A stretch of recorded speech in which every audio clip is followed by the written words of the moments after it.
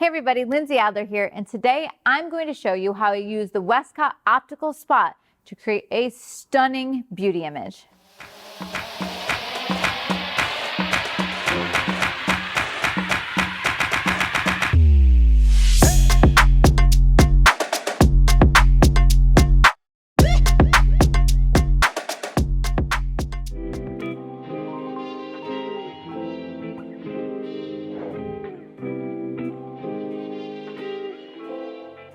Beauty photography is one of my specialties, and one of the things that helps me stand out is being able to have these tight, controlled slices of light on my subject. So my concept for this shoot is I want to go for something moody, something glamorous, just a slice of light on my subject, and then maybe I'll play around with some patterns. I'm going to begin there, and I'll let the shot evolve.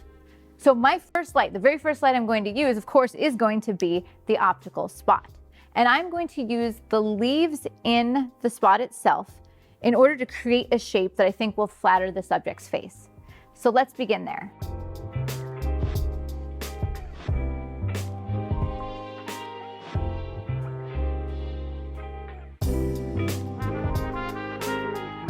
All right, so what I did is I decided to close down the leaves to make a triangle that would go just over her eye. And the thought process is, depending on her pose, I can get both the eye and the lip in that light, so it's really showcasing the beauty elements. And then depending on her angle as well, I might even catch a little bit of sparkle of the earring. So let's see what it looks like with just one single strobe. Okay. Perfect, so hold real still the whole time.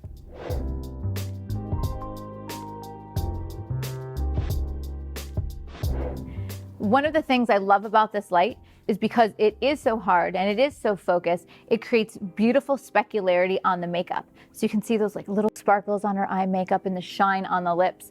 And I love it. But of course, so far with just one strobe, she's basically a floating head. So I need to do something to separate her out from the background. And so what I decided to do is add two strip softboxes, one on either side of the frame. Now what these strip softboxes will do is we'll kiss the side of her hair, the side of her neck, and it'll give me a little bit of separation on the jawline, make sure she doesn't blend in with the background, and it's going to show the beautiful length of her neck. So let's turn on those rim lights and take another shot. Perfect, and let's get that same exact angle, right, that's perfect, right there. Great, thank you.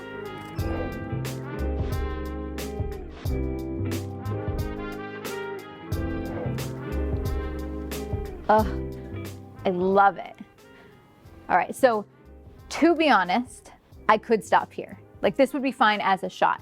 The reason I like it, she's not blending into the background. You definitely know where the attention is on her face and that beauty. And so if you only have 3 lights, which don't get me wrong, that's plenty of strobes, I would stop here. But I'm feeling a little extra. I'm feeling a little over the top. So I'm going to add one more strobe. The 4th strobe I'm going to add is just meant to be a fill light. That's all it's going to do, but it's going to light both my subject and the background. Fundamentally, the purpose of this light is to take those shadows on her face and give it just a little bit of fill, a little bit of detail. So you can make this really, really subtle, or I could overpower it, maybe add a gel. Like there's no right or wrong approach, it's about creativity. So I'm gonna turn on the 53-inch white umbrella with diffusion. Basically, it's a big soft light source so that the light hits all of the scene, the subject and the background, and just lifts the shadows just a little bit. So let's see what this adds to the scene.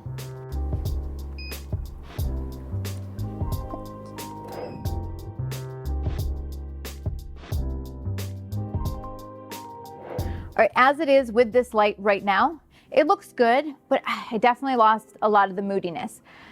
So I think either I would turn off that fill, go back to just the drama, not a lot of fill to the shadows, or I would add a gel. And to be honest, since I want to go over the top, make this really, really dramatic, I think a gel is the direction I'm going to go.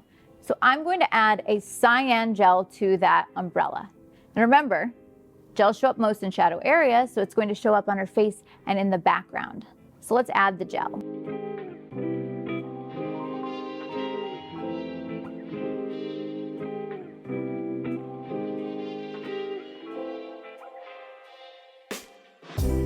Now, by the way, I know that gels eat up a lot of light, so I've actually turned up the power of that strobe because otherwise I think the fill will be a little bit too dark. So I've actually turned it up a stop knowing the gel just really absorbs. So now let's see how that blue looks.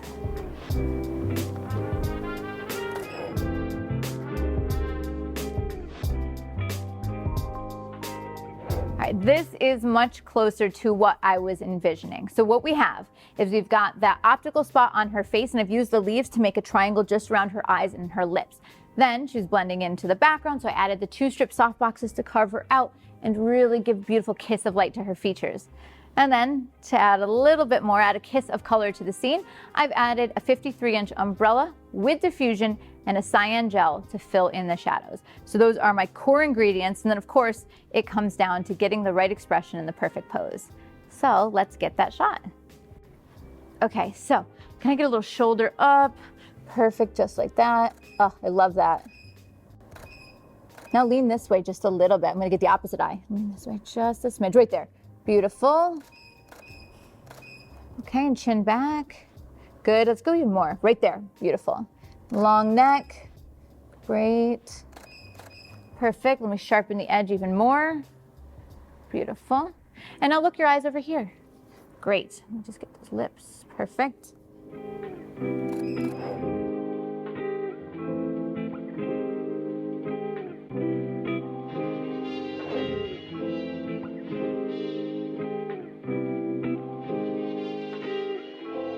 I think this looks awesome. I would be super happy with this. I don't need to go on, but why not? Like, let's just play around. And in fact, that's what I try to do on Creative Play Days. I set up a day to shoot to create so that I can experiment, try new things, because you never know what kind of images you'll create and if it'll ever be useful for a client shoot. So I think the next step that I'm going to take is to make just only one change to this entire set. Instead of using the leaves on the modifier itself to make a little slice of light, what I'm going to do is open them up, and then I'm going to add a gobo. And the gobo that I think is going to look pretty awesome with this setup is the Victorian Gobo in one of the expansion packs for this modifier. I think it's going to look almost like, maybe like a mask or like face painting. So let's add that to the look.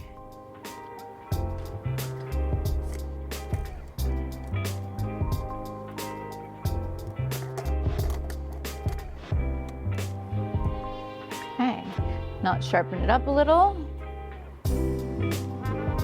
Beautiful. Great. Let's take a shot.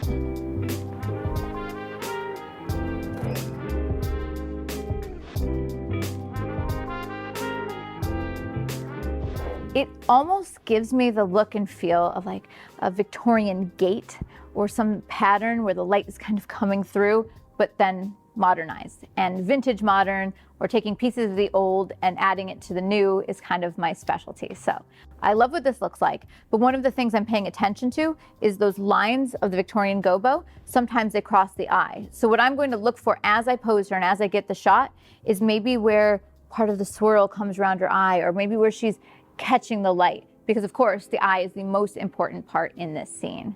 So with that in mind, I'm going to get the perfect pose. Okay, so hold right still and chin to your left, and let me position this right there. Oh, that's perfect. I can just perfectly see the eye. Everything's nice and sharp. Great. And then lean forward a millimeter. Yeah, right there. Perfect. Great. And then chin up. Perfect.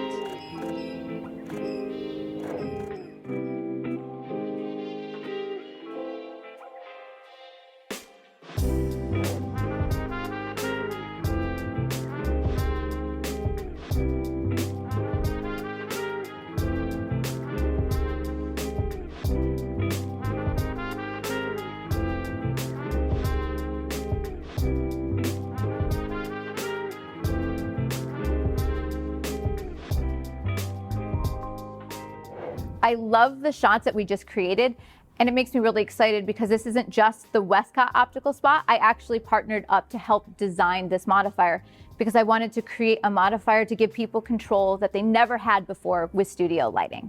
Now, which one of these shots did you like better? Did you like the one with just a slice of light, or did you like the one with Victorian Gobo? Be sure to let us know in the comments below. I'd love to hear what you think. And of course, if you like this video, be sure to subscribe. Also, you should definitely pick up one of these optical spots because look at the results that you're able to get. And when you do, be sure to tag both myself and Westcott because we cannot wait to see what you create. See you next time.